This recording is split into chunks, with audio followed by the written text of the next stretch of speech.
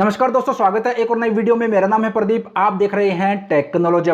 दोस्तों आज की इस वीडियो में हम बात करेंगे ईपीएफओ की ये जो फॉर्म है, only PF withdraw form 19, only pension withdraw form 10C, monthly pension form 10D, scheme certificate form 10C, PF advance form 31। तो आज की इस वीडियो में इन सभी फॉर्म के बारे में आप सभी को मैं बताने वाला हूं कि कौन सा फॉर्म कब हमें अप्लाई करना पड़ता है, किस लिए काम आता है। अगर आप एक पीएफ अकाउंट होल्डर हैं तो आप सभी को जो है इन फॉर्म के बारे में जरूर पता होना चाहिए, कौन सा फॉर्म किस लिए काम आता है, कब अप्लाई करना पड़ता है।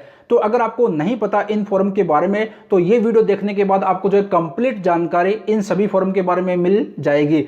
वीडियो पूरी देखना, अच्छी तरह से समझना। वीडियो पसंद आई तो वीडियो को लाइक करना। चैनल पर नए इस तरह की हेल्पफुल नॉलेज वीडियो पाना चाहते हैं तो चैनल को सब्सक्राइब जरूर कर लीजिएगा। चलिए अब जान लेते हैं वन बाय वन इन सभी फॉर्म के बारे में पूरी डिटेल से। तो दोस्तों यहाँ पर मैं आ गया हूँ अपने लैपटॉप की स्क्रीन पर और यहाँ पर आपको जो है सारे फॉर्म दिख रहे होंगे। अब मैं आपको जो है वन बाय वन सभी फॉर्म के बारे में बता देता हूँ। तो सबसे पहले बात करते हैं only PF withdraw form 19, form number जो 19 है, इसके बारे में कि कब अप्लाई किया जाता है और इसका क्या बेनिफिट है। तो ये जो फॉर्म नंबर 19 है, जब हम किसी कंपनी में ज्वाइन करते हैं, हमारा पीएफ अकाउंट क्रिएट होता है, उसके बाद जब हम वो कंपनी छोड़ देते हैं, 2 महीने कंप्लीट हो जाते हैं वो कंपनी छोड़े हुए, यानी कि 2 महीने से हमारे पीएफ अकाउंट में पीएफ का पैसा कंट्रीब्यूशन जमा नहीं हो रहा और हमें जो है पूरा फुल एंड फाइनल सेटलमेंट करना है, यानी कि हमारी पीएफ की जो पासबुक रहती है उसमें ये जो दोनों अमाउंट है, कर्मचारी शेयर और ये जो अमाउंट है नियोक्ता शेयर, इस दोनों अमाउंट को विड्रॉ करने के लिए ये जो दोनों अमाउंट है इसको अपने बैंक अकाउंट में लेने के लिए हमें जो है फॉर्म नंबर 19 अप्लाई करना पड़ता है। ये जो ओनली पीएफ विड्रॉल फॉर्म 19 है ये अप्लाई करना पड़ता है। ठीक है, चलिए अब बात करते हैं only pension withdraw form 10C के बारे में। अब ये जो पेंशन का जो पैसा है, पेंशन कंट्रीब्यूशन की ये जो अमाउंट है, पूरा पेंशन का पैसा निकालने के लिए आपको only pension withdraw form 10C apply करना पड़ेगा। यानी कि जब आप कंपनी छोड़ दे, 2 महीने कंप्लीट हो जाएं, उसके बाद फुल एंड फाइनल सेटलमेंट के लिए आपको फॉर्म नंबर 19 और फॉर्म नंबर 10C दोनों फॉर्म आपको अप्लाई करने पड़ेंगे। पहले आपको फॉर्म नंबर 19 और जैसे ही फॉर्म नंबर 19 आप सबमिट कर दें उसके तुरंत बाद आपको जो है फॉर्म नंबर 10C अप्लाई करना है, जिससे कि आपका पूरा पीएफ का पैसा ये वाली अमाउंट और पेंशन का पैसा ये दोनों विड्रॉ हो जाए। इसको कहते हैं full and final settlement, form 19 and 10C apply करना। ठीक है, अब यहां पर एक चीज मैं आपको बताना चाहूंगा कि ये जो पेंशन का जो पैसा रहता है इसका एक अलग नियम है ईपीएफओ का।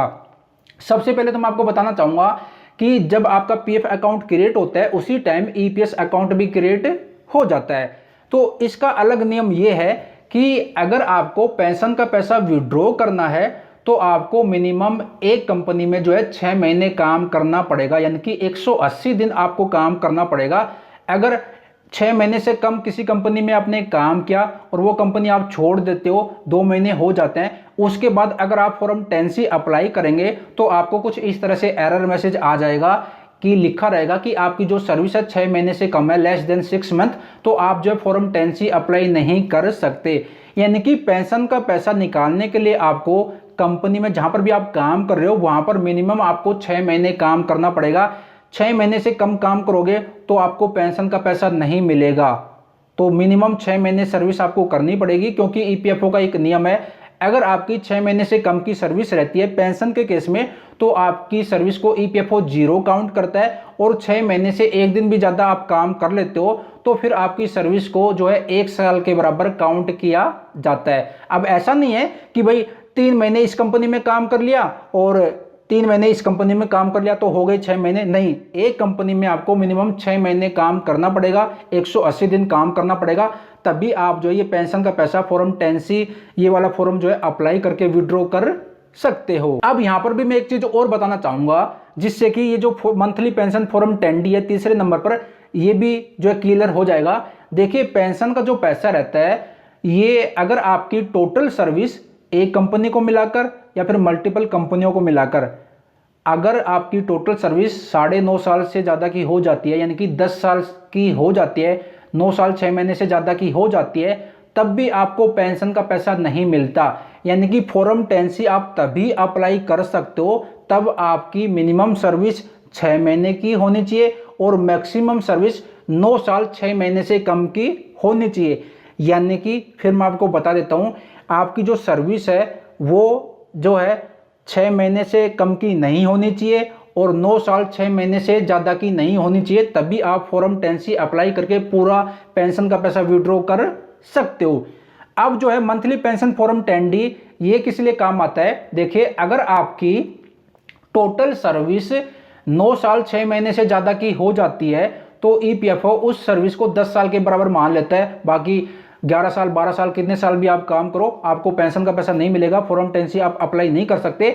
तो कहने का मतलब यह है कि जब आपकी टोटल सर्विस 10 साल की हो जाती है, 9 साल 6 महीने से ज़्यादा की हो जाती है, एक कंपनी में आपने काम किया 7 महीने, दूसरे में काम किया आपने 3 साल, तीसरे में काम किया 4 साल, यानी कि अलग अलग कंपनियों की सर्विस भी मिलाकर अगर जो है आपकी सर्विस 10 साल से ज़्यादा की हो जाती है तो फिर आपको जो है मंथली पेंशन के लिए, हर महीने पेंशन लेने के लिए आपको ये जो है फॉर्म 10D अप्लाई करना पड़ता है। फिर जब आप 58 साल के हो जाएंगे तब आपको EPS 95 पेंशन स्कीम के तहत ईपीएफओ की तरफ से हर महीने पेंशन मिलेगी।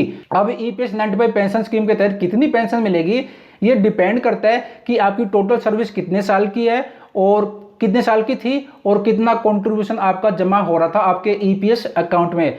बाकी ईपीएफओ कहता है कि EPS 95 पेंशन स्कीम के तहत मिनिमम जो है 1000 रुपये पेंशन तो मिलती ही है।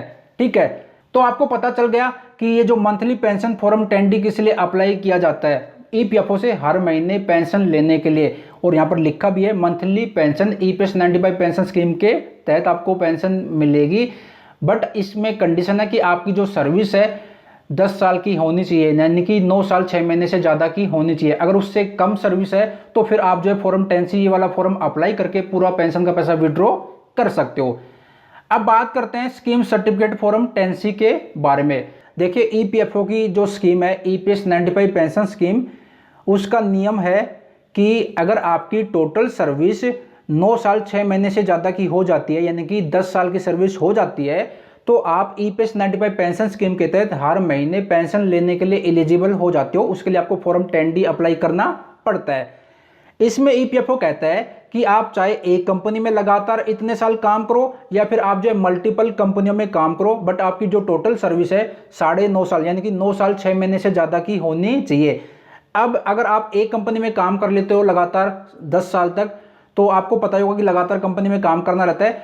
अब अलग अलग कंपनियों में काम करके आपकी सर्विस कैसे कैलकुलेट होगी 10 साल की, वो आप कैसे कर सकते हो। मान लीजिए आपने 1 साल किसी कंपनी में काम किया और वो कंपनी आपने छोड़ दी और 2 महीने हो गए कंप्लीट छोड़े हुए, उसके बाद आप अपना पूरा पीएफ का पैसा विड्रॉ कर लेते हो फॉर्म 19 अप्लाई करके, बट पेंशन का पैसा आप विड्रॉ नहीं करते फॉर्म 10C अप्लाई करके। उसकी जगह आप जो है स्कीम सर्टिफिकेट ले लेते हो form 10C scheme certificate apply करके, तो आपको ईपीएफओ की तरफ से एक सर्टिफिकेट दी जाती है 1 साल के सर्विस की। उसके बाद जब आप कोई नई कंपनी ज्वाइन करेंगे, 3 साल आपने वहां पर काम किया और जब 3 साल आपने काम कर लिया तो वो कंपनी आपने छोड़ दी और छोड़ने के बाद आपने पीएफ का पैसा तो निकाल लिया, पेंशन का पैसा ना निकाल के उसकी जगह आप जो है scheme certificate form 10C apply आपने कर दिया, तो उस कंपनी की भी 3 साल की आपने सर्विस ले ली, तो कितनी टोटल सर्विस होगी आपकी 4 साल की। फिर आपने कोई आगे जाके कोई कंपनी ज्वाइन करी, वहां पर आपने 4 साल काम किया, फिर आपने जो है वो कंपनी छोड़ दी और पीएफ का पैसा तो निकाल लिया, पेंशन का पैसा आपने नहीं निकाला, उसकी जगह स्कीम सर्टिफिकेट के लिए आपने अप्लाई कर दिया, तो 4 साल वो 4 साल ये 8 साल हो गए। इस तरह से आप जो है अलग अलग कंपनियों में काम करके आप जो है स्कीम सर्टिफिकेट ले सकते हो। और जब आपकी टोटल सर्विस 10 साल की हो जाती है अलग अलग कंपनियों में काम करके, तब भी आप जो है EPS 95 पेंशन स्कीम के लिए जो है एलिजिबल हो जाते हो। तो इसी वजह से ये जो है स्कीम सर्टिफिकेट फॉर्म 10C काम आता है। अब ये आपके ऊपर है कि आप जब कंपनी छोड़ो एक साल काम करके या फिर 8 महीने काम करके आप पेंशन का पैसा भी विड्रॉ कर सकते हो, बाकी आप जो स्कीम सर्टिफिकेट फॉर्म 10C के लिए भी अप्लाई कर सकते हो। ये आपके ऊपर है कि आप ये स्कीम सर्टिफिकेट लेना चाहते हो या फिर नहीं लेना चाहते। ठीक है, अब बात करते हैं सबसे last form PF advance form 31 के बारे में। इसका मतलब आपको पता ही होगा, इसका मतलब ये है कि ईपीएफओ ने फैसिलिटी दे रखी है कि जो आपका पीएफ अकाउंट है, आप नौकरी कर रहे हो तो नौकरी करते करते अगर आपको कुछ पैसों की ज़रूरत पड़ जाती है तो आपका जो पीएफ अकाउंट है उससे आप एडवांस में निकाल सकते हो। अलग अलग पारा के तहत आपको पैसों की ज़रूरत है तो अपने पीएफ अकाउंट से आप विड्रॉ कर लो, आपकी जो ज़रूरत है वो पूरी हो जाएगी। यानी कि आपका जो पीएफ अकाउंट है उससे आप एडवांस में निकाल सकते हो। और सबसे अच्छी खास बात, जो एडवांस में पीएफ का पैसा हम निकालते हैं वो वापस नहीं देना रहता, क्योंकि वो हमारा ही पीएफ का पैसा है। हम अपने अकाउंट से जो एडवांस में निकाल रहे हैं, थोड़ी सी अमाउंट निकाल रहे हैं, तो ईपीएफओ ने ये फैसिलिटी दे रखी है कि भाई अगर आपको कुछ इमरजेंसी में कुछ पैसों की ज़रूरत पड़ जाती है, आपको कुछ पैसों की ज़रूरत है, आपको घर बनाने के लिए या फिर बीमार हो गए या फिर शादी ब्याह के लिए अपने बच्चों की, तो आपका जो पीएफ अकाउंट है उससे आप एडवांस में पीएफ का पैसा निकाल सकते हो। उसके लिए आपको पीएफ एडवांस फॉर्म 31 अप्लाई करना पड़ता है। तो मैंने जो है आपको कंप्लीट जानकारी दे दी इन सभी फॉर्म के बारे में कि भाई कौन सा form PF withdraw form 19, pension withdraw form 10C, monthly pension form 10D और scheme certificate form 10C, PF advance form 31, कौन सा फॉर्म किस लिए काम आता है, कब अप्लाई करना पड़ता है। तो अगर आप एक पीएफ अकाउंट होल्डर हैं तो आपको इसके बारे में ज़रूर पता होना चाहिए, और अगर आपको इनके बारे में पता है तो आप दूसरों की भी हेल्प कर सकते हो। तो आई होप ये वीडियो आपको पसंद आई होगी। ये जानकारी जो मैंने आप सभी के साथ इस वीडियो में शेयर करी आपको अच्छी लगी होगी। अगर अच्छी लगी है तो वीडियो को लाइक कीजिएगा। चैनल पर नए इस तरह की हेल्पफुल नॉलेज बेस्ड वीडियो आगे भी पाना चाहते हो तो चैनल को सब्सक्राइब जरूर कर लीजिएगा। मिलते हैं जल्द एक और नई जानकारी, एक और इन्फॉर्मेशन के साथ। अपना ख्याल रखिएगा। Bye bye, take care.